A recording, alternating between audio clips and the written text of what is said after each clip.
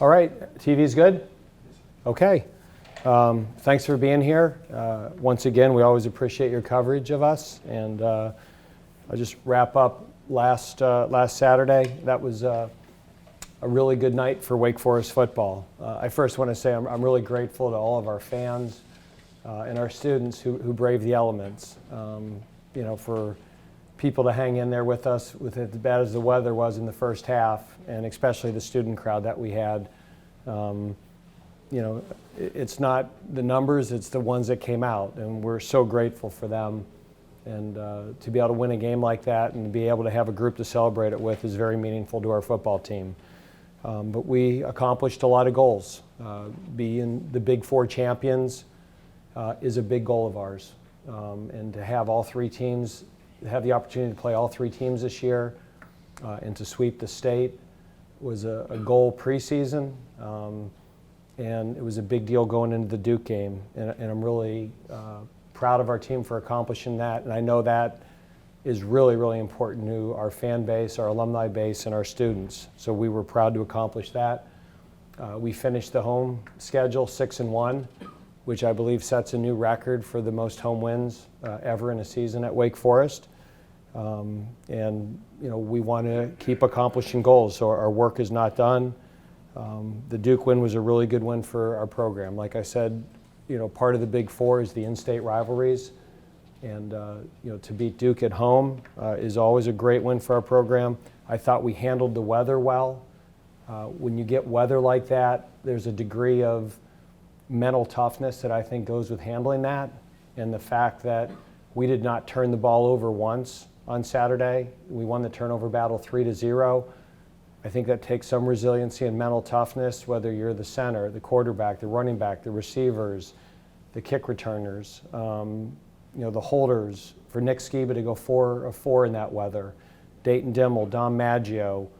There's so many opportunities to mishandle the ball and give up a big turnover, and we didn't do it once. We had great balance on offense, 334 yards rushing the football, and basically a game because of the weather that they knew we were running it. So to have that ability that they know you're going to run it and they still can't stop you, we ran it for 334 in the way that our O-line, I thought, took the game over in the fourth quarter. We haven't done that as well this year as maybe in the past. And I thought Jamie Newman played really well.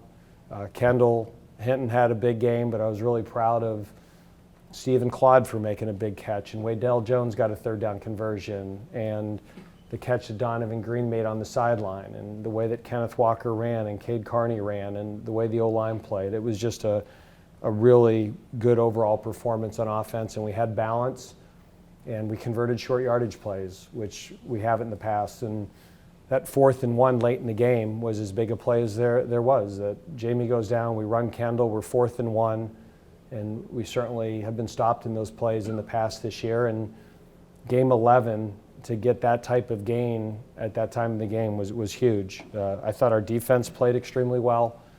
The combination of the offense converting third downs and controlling the football, our defense did not have to play a lot of plays. They only played 54 snaps, and most of that was for good reasons. The offense controlled the ball. We converted third downs. Our defense did a fantastic job on third down. We were 10 of 11 on third down conversions. And part of the reason we played so little was for negative reasons. When you score and your defense is about to take the field and you give up, a 95-yard plus kickoff return twice, that also reduces your defensive reps. So we won the time of possession. I really thought we controlled the line of scrimmage on both sides of the football. You leave that game feeling great, except kickoff cover. And I've never been in a game like that. It was embarrassing. It was not good. That could have very easily cost us the football game. So to dominate the statistics the way that we did, and to still be down by 1 point in the fourth quarter because you can't cover kicks, and I have to take responsibility for that. As the years gone on and we've gotten banged up with Luke Masterson and Justin Stranad, and then you lose some receivers that help you on special teams, I was really looking forward late in the year to getting some of those redshirt freshmen involved on the units. And quite frankly, I had too many of them on that kickoff team. I mean, it just, I wanted to get some guys involved that I thought were ready.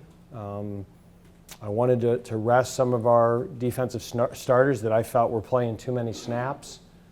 And there's a fine balance of getting those guys involved in special teams and taking it a step too far. And that is not our special teams coordinator's fault. That is not the fault of the coach who handles the kickoff team. Those personnel decisions were my decisions to try to get those guys involved and get them playing. And I just had too many of them on the unit. And that responsibility lies solely with me. And these kids were trying, they were giving effort. They just, they didn't read the return. They went the wrong way on blocks. And we just had too many guys out there that aren't used to making plays. So the key to a kickoff is a great takeoff. You got to avoid first level blocks. You got to disengage second level blocks, and you got to finish on the ball carrier. And we avoided blocks the wrong way. We didn't get off them, and we certainly didn't finish on the ball carrier. So we have to get that fixed.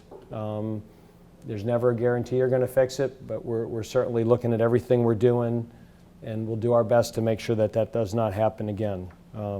Syracuse, they are a very veteran, a very talented team. When the year started, pretty much everybody in the country had them pegged as the second best team in the ACC. They won 10 games a year ago. They had a lot of really good players back.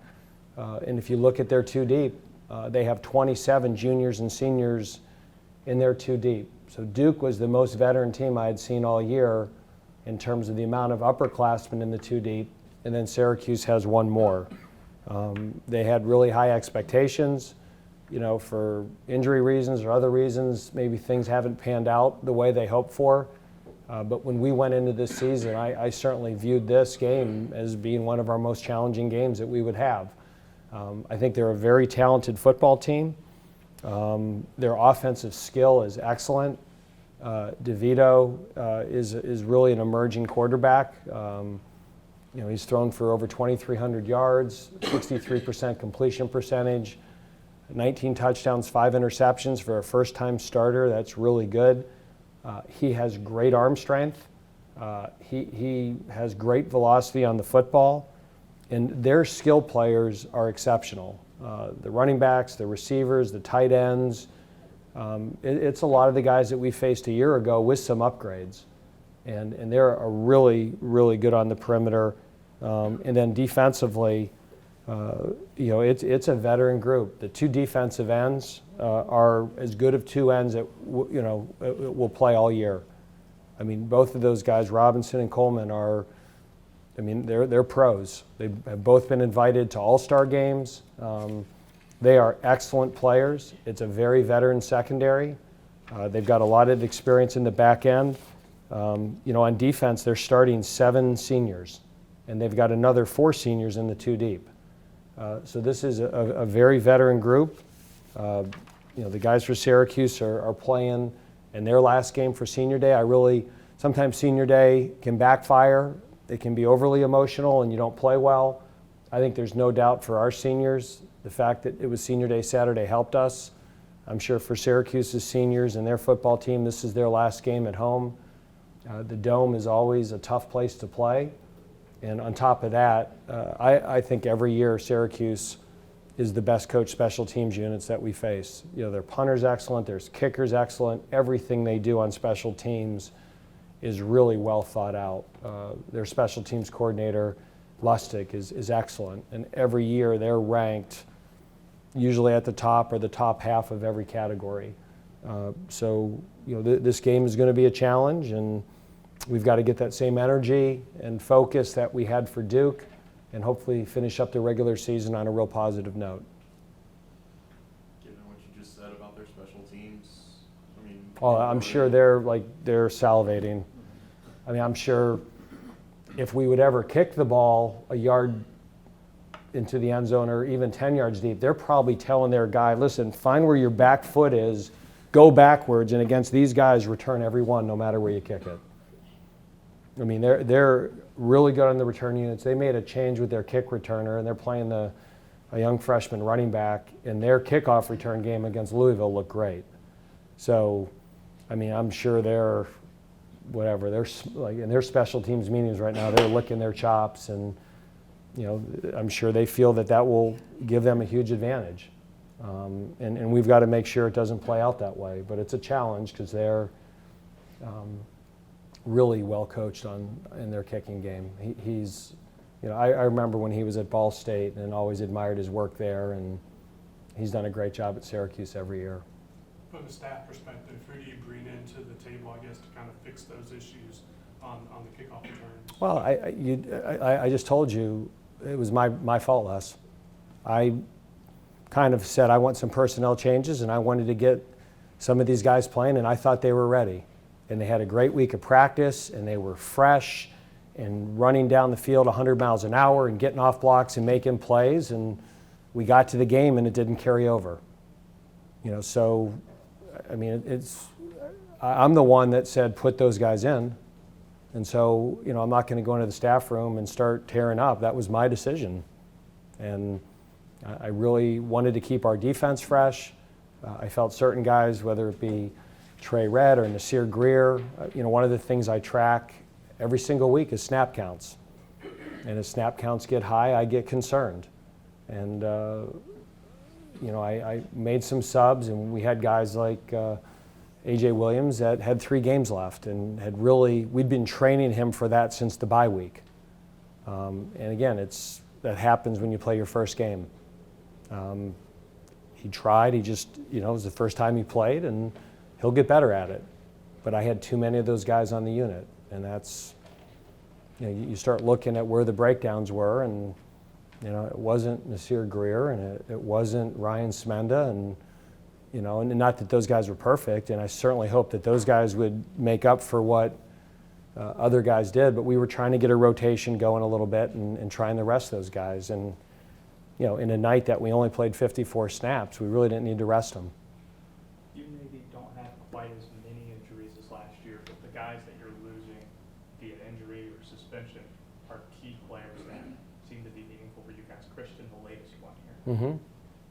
How, I guess, does this latest You got to loss- overcome it. I mean, we recruit other running backs, so we're very fortunate at running back that we have Cade Carney, who is as dependable, reliable as player as I've ever coached. So if Cade had to play every snap he could, well, hey, we also got Kenneth Walker. If you watch the game Saturday, I don't think anybody's upset when he goes into the game.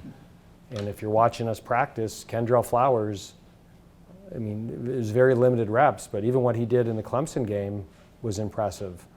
And so as the head football coach and as football programs, you have to prepare for those things, and you have to have a plan. And the first game that Waydell Jones and Torian Perry played in and Donovan Green at Clemson, right, didn't look too good. But what happened? They learned, and all of a sudden, there's Stephen Claude making a diving third down catch, and then on a shallow crossing route, catches the ball 1 yard short, sticks his foot in the ground, fights forward, and gets a first down. Donovan Green's making a diving one-handed catch with his left hand on the sideline for a huge play. Waydell Jones runs a shallow crossing route on a third down and converts. And the first time guys play, they're not going to be great. There's always a learning experience that comes the first time you're out there. And, it's unfortunate that Christian has made some poor decisions that have resulted in this, but we're fine. We're prepared for it. And, Kenneth Walker will get more carries. You think that's going to hurt us? I'm just saying, we're fine. We'll be fine, and these things happen every year. Last year it was linebacker. This year it was receiver.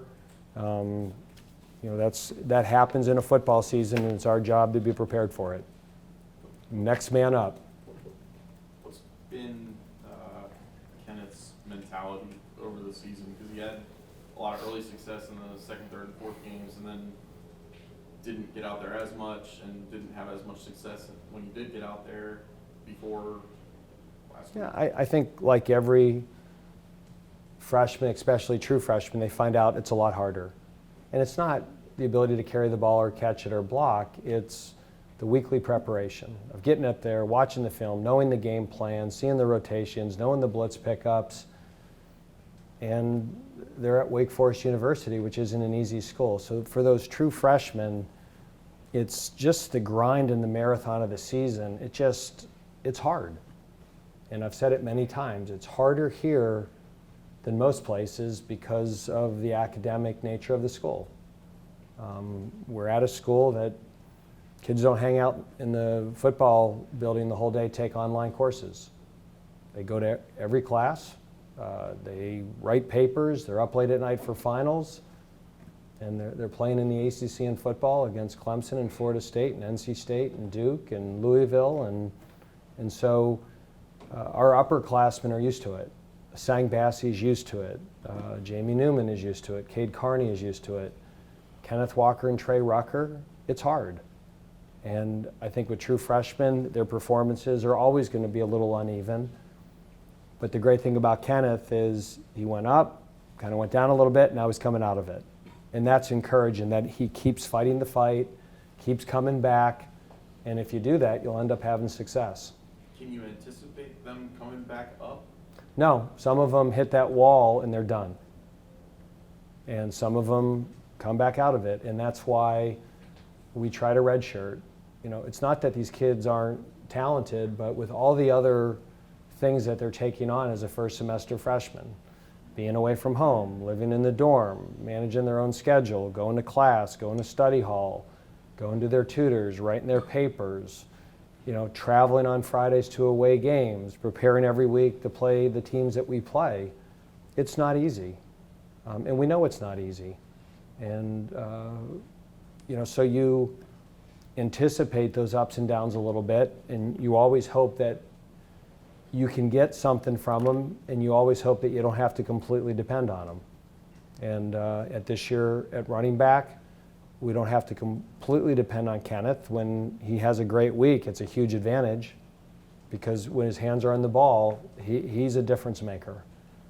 Trey Rucker, we're counting on him. He can't have a bad week.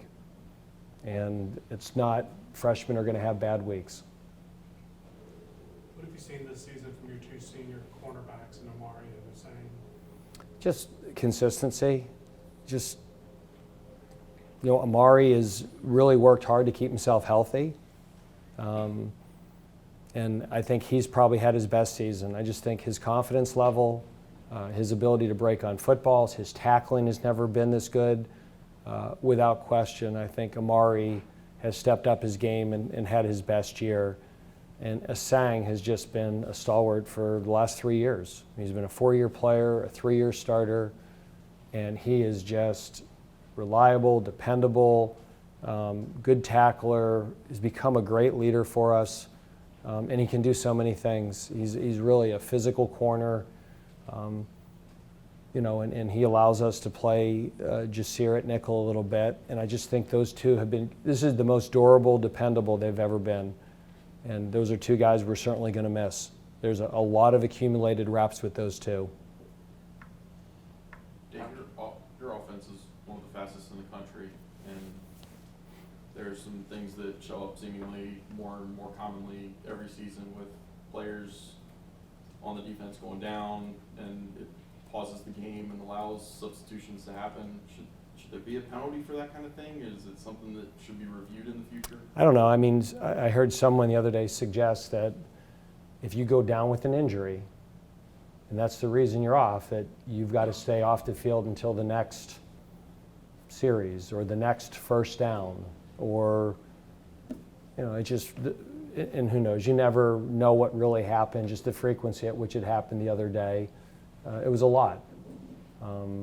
And when those players are back in a play later, you know, but you don't know what happened, and I want to believe that the injuries were real. So I'm certainly not, I don't want to, you know, accuse anybody of anything, because I don't know. And certainly you're not going to keep playing. The health and welfare of the student athlete's got to be paramount, but I think to prevent things like that, maybe, you know, they need to look at something saying, hey, if you go down, it's You can't go back in until the next series or the next first down unless you use a timeout to buy them back in. You know, very similar to the helmet coming off rule. Yeah. A few years ago, you know, we played Army and we were going to be able to run out the clock, and one of their players kind of took his own helmet off, and you know, there was a timeout and they let him go off the field. Instead of having a 40-second clock, we had a 25-second clock. It cost us 15 seconds, and we ended up having to punt to them, and they had a chance to get the ball back only because the kid's helmet came off. And there was two parts of it. I think number one, they changed the rule the next year, 10-second runoff and you get a 40. And part of me said, was that dirty or was that smart? It was really smart. Doing that, if that was coached, they gave themselves a chance to win the game. I mean, I was kind of mad. I had never thought of something like that. You know, I wasn't happy when it happened, but I mean, it was smart football. So, I don't know. I mean, it's, you know, things like involving injuries are tough, and, you know, I think they have things in the last minute of a game in terms of the 10-second runoff that prevent it then, but, you know, we're a tempo offense, and when we get going, that's when we're best. And the amount of times that it got stopped the other night the frequency of it was high, but I'm going to assume that all those kids were legitimately hurt, and that had to happen. I get he wasn't a starting quarterback for you, but how cool is it to have a former player, Will Healy, go to a bowl game for the first time? Will's done a great job down there. He certainly celebrated in a fashion that I never would. But again, everyone has their own personality, and he's done a great job. It's obviously the locker room and the team is bought into him, and they're having a great year, and that was a great win over Marshall, and he's got a chance to get number 7 this week and go to a bowl. So he's done a great job, and one of my former quarterbacks and former coaches, Mark Carney, is his quarterback's coach. So it's a few people down there that we know, but they've had a really good year. After the game on Saturday, you said that the offensive line may have been a little upset with some lackluster run numbers against Virginia Tech and Clemson. So really, have you noticed anything different in practice that kind of set a charge in them? Well, sometimes when you don't run the ball, you know, it's not necessarily the offensive line played bad, but Clemson outnumbered us at times, and there was an extra hat. And just given where we were at receiver, we had to make sure that we had a way of winning the game that wasn't completely dependent on the outside receivers. And so we challenged the offense and just said, hey, you know, when we've been successful against Duke, it's because we've run the football.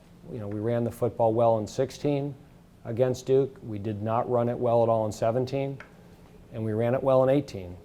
And we just said the one common denominator when we have been successful against Duke is we've run the football consistently and physically. And we need that to happen this week. And I thought the O-line responded in a great way. Is there any danger of keeping the team focused for this final game? It's the end of the season. Kids could maybe be looking forward to a little bit of a break. It's been a grind. You just won the Big Four championship. How do you keep them focused for this final game? I mean, this game is still important. There's a lot of goals out there. There's only been one team in the history of Wake Forest football that's won 9 or more regular season games. We want to be the second. I think Cade Carney said it earlier, but it was certainly a goal of the team this year to get the double-digit wins. And we can't get that unless we get this one. Certainly there's bowl implications that are still involved, that the best case scenarios can only happen if we win this week.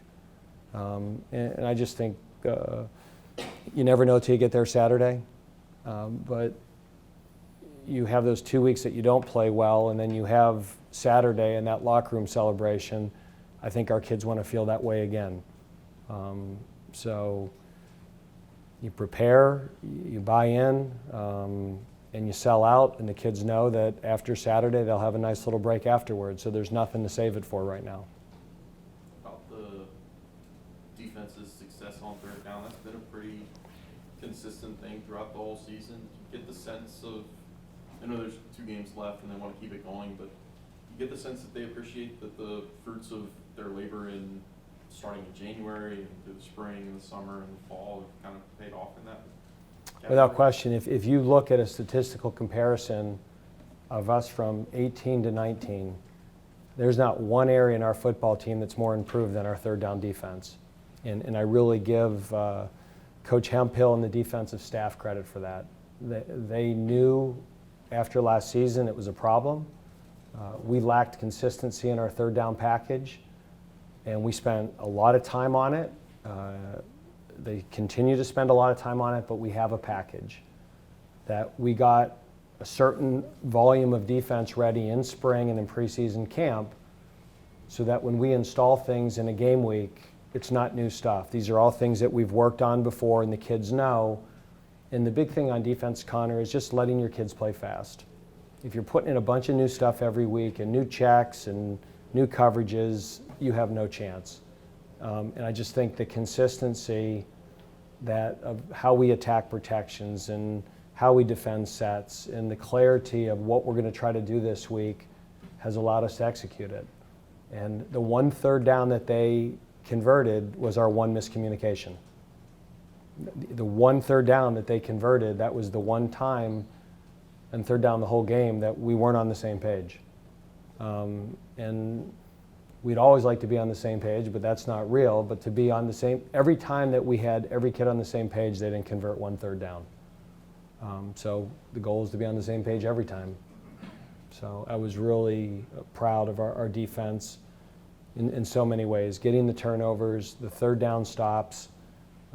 They picked on Trey a little bit in the third quarter, and but our guys rallied. And after we scored and didn't get the 2-point conversion, that 3 and out, because at that point we really weren't stopping them. They had had a couple of successful drives, and when we didn't get the 2-point conversion, I was concerned. And our defense had a great series there, and then stopped again the 2-minute drive, and we got the ball back, with 1:08 left, and ran out the clock. But we are still a really good offense. We're still, top 2, top third, top half in most categories. The jump we've made on defense is from the bottom to somewhere in the middle. And we want to be at the top on defense, but as a one-year jump, that's a significant jump. And also knowing that the way that we play offense, it's hard for us defensively, statistically, to ever be really, really high because we play more plays. Now this year, we haven't played as many because the offense has done a great job on third down of staying on the field. We've had more long drives. We're, I think, 5th in the conference right now in time of possession. So the amount of plays that we've played on defense is down in part because we're staying on the field better on offense, but another big part of it is how good we've been on third down defense. All right, thank you.